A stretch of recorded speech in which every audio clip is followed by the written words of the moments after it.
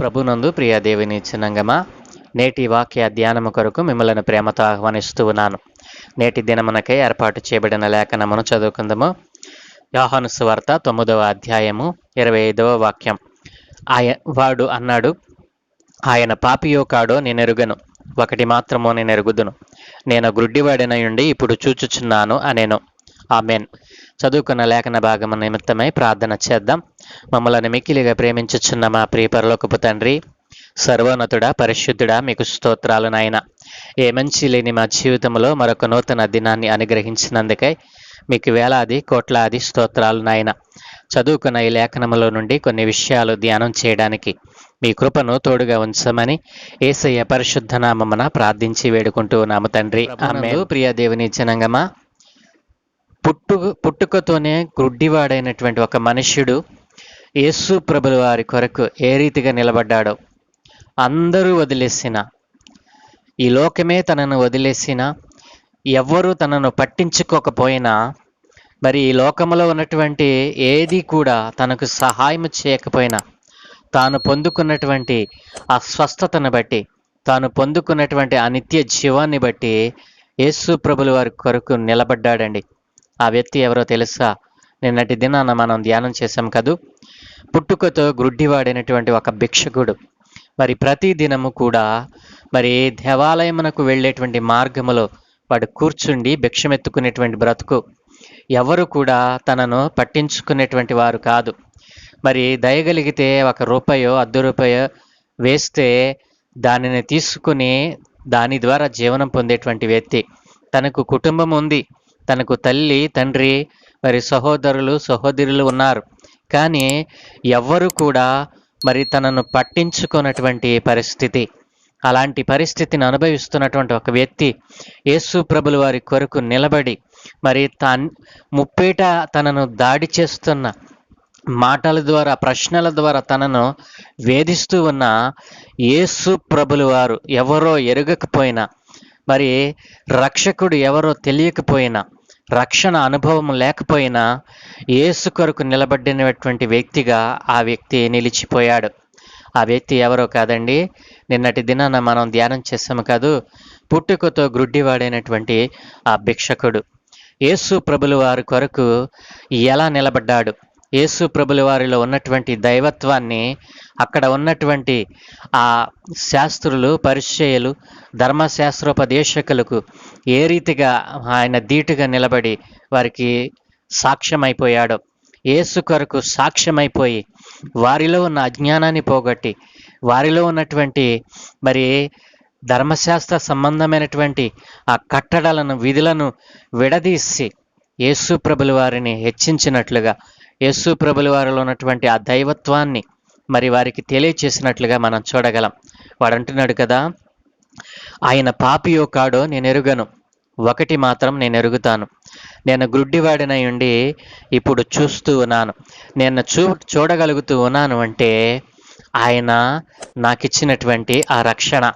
నా ప్రియ దేవుని చిన్నంగమా, ఇక్కడ మనం చూసినట్లయితే ఈ గ్రుడ్డి వ్యక్తిని మరి ఎవరెవరు దాడి చేశారు, ఎవరెవరు మరి ఆయన చూపు పొందుట ద్వారా, ఆయన చూపు పొందుకున్నాడని మరి ఆయన మీద మరి అలిగేషన్స్ తెచ్చిన వారు ఎవరెవరండి? ప్రతిరోజు తాను భిక్షమెత్తుకుంటూ ఉండగా చూసిన వారు, మరి తన పొరుగువారు, మరి చుట్టుపక్కల వారు అందరూ కూడా మరి భిక్షమెత్తుకునేవాడు ఈ రీతిగా చూడగలగటం ఏంటి? వీడు పుట్టుకతో గ్రుడ్డివాడు కదా, మరి వీడు ఎలా చూస్తున్నాడు అని ఆ గ్రుడ్డి భిక్షకుడిని అడిగినప్పుడు వాడు అన్నాడు కదా, యేసు అను మనుష్యుడు నా కంటి మీద బురద చేసి, మరి ఉమ్మితో బురద చేసి ఆ బురద నా కంటి మీద పూసి సిలోయమును కోనేటికి వెళ్ళి నన్ను కడుక్కోమన్నాడు, నేను కడుగుకొని చూపు పొందాను అని సాక్ష్యం ఇచ్చినప్పుడు మరి తన పొరుగువారు అక్కడ ఉన్నటువంటి ఆ శాస్త్రులు, పరిసయ్యులు అన్నారు కదా, మరి ఆయన ఎక్కడా అని అడిగినప్పుడు నేను ఎరుగను అన్నాడు. అంటే ఎరుగనటువంటి స్థితిలోనే ఆయన యొక్క దైవత్వాన్ని గుర్తించాడు ఒక గ్రుడ్డి భిక్షకుడు. చూడని స్థితిలోనే ఆయన యందు విశ్వాసం ఉంచినటువంటి వాడు ఈ గ్రుడ్డి భిక్షకుడు ఏ రీతిగా యేసు కొరకు నిలబడ్డాడు. మరి పరిసయ్యులు అడిగారు కదా, నీ కన్నులు ఎలాగూ తెరవబడ్డాయి అని అంటే, వాడన్నాడు, ఒక మనుష్యుడు నా కంటి మీద బురద చేసి మరి వాటిని కడుక్కోమని చెప్పగా నేను కడుక్కొని చూపు పొందాను. కాబట్టి ఆ మనుష్యుడు చెప్పిన రీతిగా నేను చేశాను. ఆ మనుష్యుడు ఎవరో నేను ఎరుగను. కాబట్టి నా ప్రియ దేవుని జనాంగమా, ఈ మాట చెప్పినప్పుడు వారు అన్నారు, మరి ఆయన చెప్పి ఆ గుడ్డి భిక్షకుడు చెప్పినటువంటి మాటల మీద వారు నమ్మిక ఉంచక ఆయనను గూర్చి నీవేమని కొనుచున్నావనని మరి ఆ గుడ్డి భిక్షకుడిని అడిగినప్పుడు ఆ గుడ్డివాని యొక్క సాక్ష్యం ఎలా ఉందో చూశారండి. ఏమన్నాడో తెలుసా? ఆయన ఒక ప్రవక్త అన్నాడు. ఏమీ తెలియని స్థితిలో ఆయనను గూర్చి తక్కువ సమయంలోనే ఆయన్ని గూర్చి ఎంతో తను గ్రహించగలిగాడు. నా ప్రియ దేవుని జనాంగమా, తక్కువ సమయంలోనే యేసు ప్రభుల వారిని గురించి ఆయన మరి తెలియజేస్తున్నటువంటి మాట, ఆయన ప్రవక్త కాకపోతే ఈ రోజున ఒక మాట ద్వారా నాకు చూపు ఎలా వస్తుంది? భూమి పుట్టినది మొదలుకొని ఇప్పటి వరకు పుట్టి గుడ్డివాడైన ఒక మనుష్యుడు చూడగలుగుతున్నాడని ఎప్పుడైనా వినబడిందా అని అక్కడ వారిని ప్రశ్నించగలిగినటువంటి శక్తిని తను పొందుకున్నాడు. నా ప్రియ దేవుని జనాంగమా, యేసు కొరకు నిలవబడితే ఈ రీతిగానే మాట్లాడతారు. కాబట్టి ఈ గుడ్డి భిక్షకుడు యేసు ప్రభుల వారి కొరకు నిలబడి ముప్పేట తనను దాడి చేస్తున్నటువంటి ప్రశ్నల ద్వారా తనను విసిగిస్తున్న తన సాక్ష్యము చెదిరిపోలేదండి. అయితే పరిసయ్యులు మరి వీడి మాటలను నమ్మకుండా వీడిని కన్నవారిని పిలిపించి అడిగారు. వారు కూడా మరి ఏ రీతిగా సమాధానం ఇచ్చారండి? నిన్నటి దినాన మనం ధ్యానం చేశాం. వారు అన్నారు కదా, అయ్యా వీడు మా కుమారుడే, వీడు గుడ్డివాడిగా పుడతాం మాకు తెలుసు, వీడు ఇప్పటికీ గుడ్డివాడే, కానీ ఇప్పుడు వీడు ఎలా చూస్తున్నాడో, ఎవరు వీని కనులు తెరిచారో మాకు తెలియదు. ఈ మాట అనటం ద్వారా వారు ఆ గుడ్డి భిక్షకుని పట్టించుకోవటం లేదని మనం అర్థం చేసుకోవచ్చు. కాబట్టి అందరూ వదిలేసిన, తన ఇంటి వారే తనను వదిలేసిన, ఎవ్వరూ పట్టించుకోకపోయినా యేసు ప్రభుల వారు తనను పట్టించుకున్నందుకు ఆయన కొరకు నిలబడ్డాడు ఈ గుడ్డి భిక్షకుడు. నా ప్రియ దేవుని జనాంగమా, ఆలోచన చేశారా? ఆయన ప్రవక్త అని సాక్ష్యం ఇచ్చాడు, ఆయన పరిశుద్ధుడు అని సాక్ష్యం ఇచ్చాడు. ఆయనలో దైవత్వమే లేకపోతే ఇలాంటి కార్యం ఎలాగూ జరుగుతుంది అని వారికి ఖండితంగా చెప్పాడు. కాబట్టి యేసు కొరకు చాలా తక్కువ సమయంలోనే ఎక్కువ సాక్ష్యాన్ని సంపాదించగలిగాడు ఈ గుడ్డి భిక్షకుడు.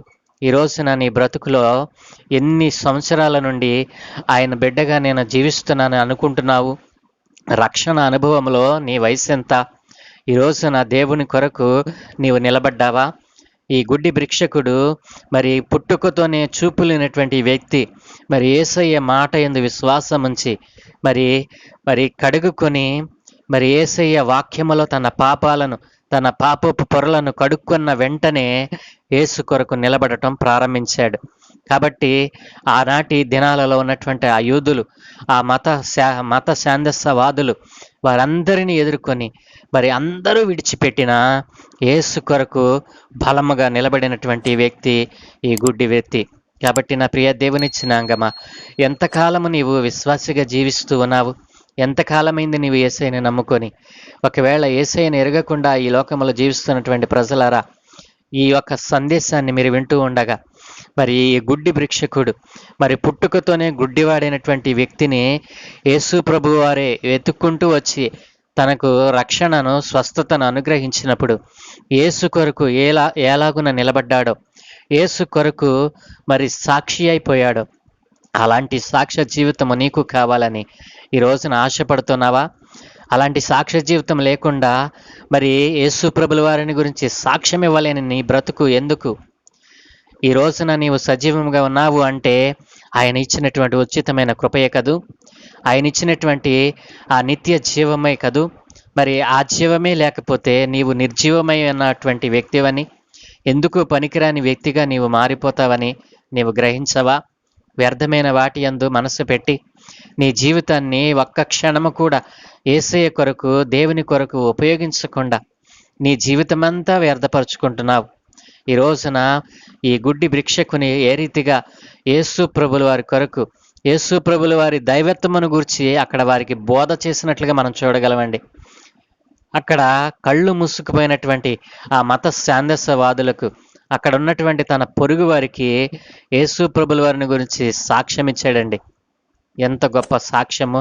ఇంత తక్కువ సమయంలో అంత భక్తిని, అంత విశ్వాస్యతను, అంత పరిపూర్ణమైనటువంటి మరి దేవుని యందు నమ్మికను కలిగి ఉండటానికి గల కారణం ఒకటే. అంతకుముందు తాను చూడనటువంటి ఆ గొప్ప ఆశ్చర్యమైనటువంటి ఒక గొప్ప కార్యము తన జీవితంలో మరి చూశాడు. కాబట్టి యేసు ప్రభుల వారిని ఎరుగకయే ఆయనకు సాక్షి అయిపోయాడండి. తర్వాత యేసు ప్రభుల వారు మరి తనను అడుగుతారు కదా, తనను వెలివేస్తారు. వెలివేయబడిన స్థితిలో కూడా యేసు కొరకు నిలబడినటువంటి వ్యక్తి ఈ గ్రుడ్డి వ్యక్తి. కాబట్టి ఆయన ప్రవక్త అని ఒప్పుకున్నాడు, ఆయన పరిశుద్ధుడు అని ఒప్పుకున్నాడు, ఆయనలో దైవత్వం ఉందని ప్రజలకు తెలియచేశాడు. ఈ రీతిగా యేసు ప్రభుల వారిని మరి ప్రజలలో హెచ్చించాడండి. ఆయన కొరకు నిలబడినటువంటి వ్యక్తిగా చరిత్రలో నిలిచిపోయాడు. కాబట్టి మరి 66 పుస్తకాలు కలిగినటువంటి బైబిల్ గ్రంథములో తన పేరు ఇక్కడ రాయకపోయినా తన సందర్భాన్ని దేవుడు ఈ గ్రంథములో ఉంచాడు. ఇది పరిశుద్ధమైన గ్రంథములో తన పేరు లిఖించబడటానికి కారణం, తన జీవితంలో నుండి మన ఒక విషయాన్ని నేర్చుకోవాలని దేవుడు ఆ రోజుననే దీనిని లిఖింపచేశాడు. కాబట్టి నా ప్రియ దేవుని జనంగమా, ఈ మాటలు వింటున్నటువంటి నీ జీవితంలో మరి ఎప్పుడైనా యేసు కొరకు నిలబడ్డావా? యేసు కొరకు జీవిస్తున్నానని చెప్పి యేసు కొరకు ఒక్క క్షణము కూడా పాటుపడని బ్రతుకునిదా? యేసయ్య సువార్త మరి సకల జనులకు ప్రకటించమని చెప్పబడినటువంటి లేఖనములను అనేక సంవత్సరాలుగా నీవు వింటున్నావు కదా. ఈ సువార్త ఎరిగినటువంటి వారికి ప్రకటించాలనేటువంటి, యేసు కొరకు నిలబడాలనేటువంటి, యేసును మరి పరిచయం చేయాలనేటువంటి ఆశ లేకుండా బ్రతుకుతున్నావే. నీ కొరకు నీవు బ్రతికితే నీకేమి లాభం? ఈ రోజున దేవుడు అడుగుతున్నాడు. గుడ్డి భిక్షకుడు ఏ రీతిగా నిలబడ్డాడో ఆ రీతిగా నిలబడాలని, ఆ రీతిగా కాకుండా నేను కనీసము యేసు ప్రభువుల వారిలో ఉన్నటువంటి మరి మంచి లక్షణాలను ఆయనను ఎరిగినటువంటి వారికి తెలియచేయడం ద్వారా, యేసయ్యలోనికి వారు వచ్చటం ద్వారా వారు నిత్య జీవనం పొందుకుంటారని వారికి తెలియచేయడం ద్వారా నీవు దేవుని మరి నీతిని నెరవేర్చిన వాడిగా అవుతావు కదూ. ఆ రీతిగా చేయకుండా ఎందాక నీ జీవితాన్ని వ్యర్థపరుచుకుంటావు. ఒక్క క్షణము కూడా, ఒక్క 5 నిమిషాలు కూడా దేవుని వాక్యాన్ని ధ్యానం చేయకుండా, దేవుని వాక్యం కొరకు మరి ప్రార్థనా జీవితమే లేకుండా ఎంతకాలం నీ జీవితాన్ని వ్యర్థపరుచుకుంటావు? దేవుడు ఈరోజు నిన్ను అడుగుతున్నాడు. నా కొరకు ఇన్ని చేసిన, నీ కొరకు నేను ఇన్ని చేశాను, నా కొరకు నువ్వేం చేసావు అని దేవుడు అడిగితే నీ సమాధానం ఏమిటి? దేవుని కొరకు నిలబడతావా? అన్నీ ఉన్న నీవు దేవుని కొరకు నిలబడకపోతే ఒకానొక దినాన్న నీకు అన్నీ ఉన్నాయని అనుకుంటున్నావేమో, అవి ఒక్కసారిగా మరి కోల్పోతే నీ బ్రతికేమిటి, నీ జీవితం ఏమిటి? యోబు జీవితంలో మనం చూసాము కదూ. మరి సమృద్ధికరమైనటువంటి పరిస్థితిలో ఒక్క దినమందే తన సమృద్ధి అంతయు కూడా తీసివేయబడింది. నా ప్రియ దేవుని జనంగమా, అయినప్పటికీ తన నిరీక్షణను, తన విశ్వాస్యతను, తన సాక్ష్యాన్ని పోగొట్టుకోలేదండి యోబు భక్తుడు. ఈ రీతిగా మరి మన జీవితంలో మనము అన్నీ కోల్పోయినా యేసు కొరకు నిలబడేటువంటి మనస్సు కలిగి, యేసు కొరకు జీవించాలనేటువంటి తలంపుతో, యేసు కొరకే నేను బ్రతకాలనేటువంటి తీర్మానంతో ఈరోజు నీవు యేసయ్య దగ్గర ఒక మరి పరిపూర్ణమైనటువంటి మరి ఒక నిర్ణయాన్ని చేయవలసిందిగా ప్రభు పేర మనవి చేస్తూ ఉన్నాను. ప్రార్థన చేద్దామా? మమ్మల్ని మిక్కిలిగా ప్రేమించుచున్న మా ప్రియ పరలోకపు తండ్రి, ఏ మంచి లేని మా జీవితంలో మరొక నూతన దినాన్ని అనుగ్రహించావు నాయనా. ఈరోజు నీ వాక్యము ద్వారా మాతో మాట్లాడారు. అవును తండ్రి, ఒక గుడ్డి భిక్షకుడు ఏ రీతిగా నీ కొరకు నిలబడ్డాడో, నీలో ఉన్న దైవత్వాన్ని మరి తక్కువ సమయంలోనే గ్రహించి మరి నీ యందు నిలిచి ఉండి మరి అక్కడ ఉన్నటువంటి వారికి నీ యొక్క దైవత్వమును గురించి తెలియజేసేవాడిగా మారిపోయాడు నాయన. ఇదిగో నాయన, అనేక సంవత్సరాలుగా నీ వాక్యాన్ని వింటూ అయా నీలో జీవిస్తున్నామనుకుంటున్నారే తప్ప నీలో ఉన్న సత్యాన్ని, నీలో ఉన్న దైవత్వాన్ని, నీలో ఉన్న పరిపూర్ణమైన శక్తిని అనుభవించలేని వారిగా ఉన్నారు నాయన. ఈరోజు ఎందరైతే అలాంటి బ్రతుకుతూ ఉన్నారో వారందరితో మీరు మాట్లాడారు నాయన. వారిలో ఒక గొప్ప మార్పును కలిగి చేయండి. వారిలో ఒక నూతనమైన తీర్మానాన్ని ఈ రోజునే నూతనముగా పుట్టించండి నాయన. నీ కొరకు వాడబడే పాత్రలుగా వారు మారుటకు సహాయము దయచేయమని, ఎన్ని కష్టాలు వచ్చినా, ఎన్ని నష్టాలు ఎదురైనా యేసయ్యా నీ కొరకు నిలబడేటువంటి ఆ మనస్సును వారికి నూతనముగా పుట్టించమని ఈ దినమున మా కొరకు మీరు ఏర్పాటు చేశారు నాయన. ఈ దినమందు మేము చేయు పనులన్నిటి మీద మీ కను దృష్టి ఉంచి, మా పనులలో, ఉద్యోగాలలో, ఆయా చేతి పనులలో సమస్తాన్ని మీరు దీవించమని, మీ దూతల కాపుదల మేము వెళ్ళి వచ్చు పర్యాంతము మాకు అనుగ్రహించి నీవే మహిమ పొందుకోమని యేసయ్య పరిశుద్ధ నామమున ప్రార్థించి వేడుకుంటూ ఉన్నాము తండ్రి. Amen, amen, amen.